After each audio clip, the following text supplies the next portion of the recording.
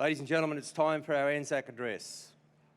I'd like to ask our guest speaker to come forward, Adrian Sutter. Adrian is the Chief Executive Officer of Swiss 8 Technologies, which is a proactive and successful ex-service organisation supporting contemporary veterans. Adrian's also our Treasurer at the sub-branch, a man of many skills. Adrian served in the 1st Royal Australian Regiment between 2006 and 2012. He saw deployments in both Timor and Afghanistan. Thank you, Adrian.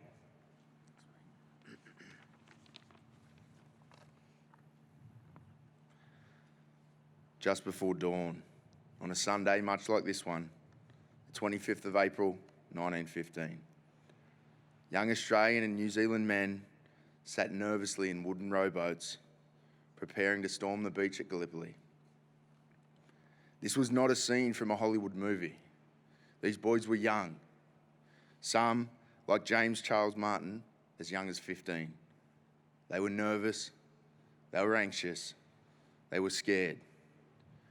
But regardless of their fear, they rowed on, into the darkness, to meet their fate. Charles Bean wrote, "It lay in the mettle of the men themselves, to be the sort of man who would give way when his mates were trusting in his firmness, to live the rest of his life haunted by the knowledge that he had set his hand to a soldier's task and had lacked the grit to carry it through." That was the prospect these men could not face. Life was dear, but life was not worth living unless they could be true to their idea of an Australian manhood. 16,000 ANZACs landed on the beach on that Sunday in 1915. 2,000 of them would not live to see the sun set. The initial phase of the landing was uneventful. At 18 minutes past 4, the first boat grounded. The men, mostly miners from Queensland, Broken Hill and Western Australian goldfields, prepared to hit the beach. So far, not a shot had been fired. Colonel McLagan, the brigade commander in charge of the first landing party, had given orders to his men that no shots were to be fired before daybreak. The business was to be done with the bayonet. The men began jumping out of wooden boats into the water near the shore. As the first of them hit the beach, a barrage of gunfire erupted from the trenches at the foothills.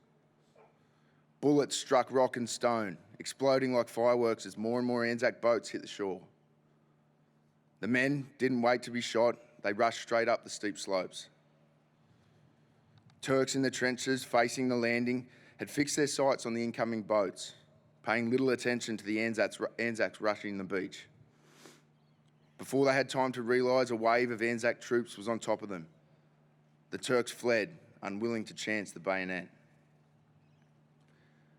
The rest of the day saw the front line of troops scaling the ridgelines and clearing trenches, under constant machine gun fire and artillery bombardment. By night, the boats, still coming ashore, saw a digger in the distance silhouetted on a ridgeline, resting against a shovel. This sent a wave of calm over the men. Enough ground had been cleared to form a beachhead. The ANZACs had failed to secure their intended high ground objectives, and the Turks continued to send reinforcements, mounting fierce counterattacks and retaking much of the ANZAC ground. Mustafa Kemal, the Turkish commander who later became president of Turkey, gave an order to his men. "I don't order you to fight, I order you to die. And in the time it takes us to die, other troops and commanders will come and take our places." The Australian advance came to a halt. For the next 8 months, no more ground was taken. Then, in December that year, they executed a successful evacuation from ANZAC Cove. This evacuation, made famous by the low number of casualties suffered as a result of the ANZAC deceptive tactics and drip rifles. The Gallipoli campaign was a military failure, but it did give birth to the ANZAC legend. A legend forged by the larrikin nature, the bravery, the ingenuity, the endurance and mateship of the ANZAC soldiers. These characteristics have become celebrated parts of the Australian personality and culture. Australian soldiers, sailors and airmen would continue striving to live up to this ANZAC legend for all future operations. In places like Europe for the Second World War, the occupation of Japan, Korean War, Malayan emergency, the Indonesian confrontation, the Vietnam War, the Gulf War, Afghanistan, Iraq, Timor-Leste, Somalia, Rwanda, Solomon Islands, and many more. The ANZAC spirit lived on in our service people, continued to push the boundaries of larrikinism, using ingenuity and relying on the strength of enduring mateship. In recent times, the media, social media, and shifting global political values have seen changes in public perception of military and ANZAC values. Dawn service numbers have been shrinking. National respect is shifting, not by those here today, but by many. It's days like today that we must remind everyone why the ANZAC values mean so much.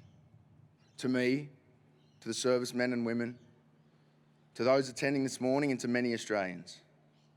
Because no soldier, not in 1915 and definitely not today, no soldier joins the military to fight for politicians. No soldier joins to fight for generals.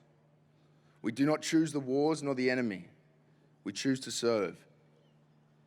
If the world is at war or other people need our help, the ANZAC spirit is what drives us to overcome fear and put the needs of these people before ourselves. We join to fight not because of that which we hate. We join to fight for that which we love. I ask you all right now to look to your left and now to your right.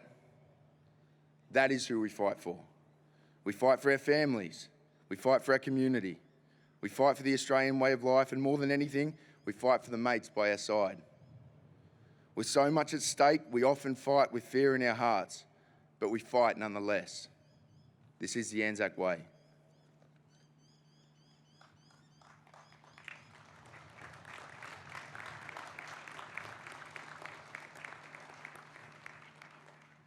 Thanks, Adrian. Profound words, and makes you proud to be an Australian.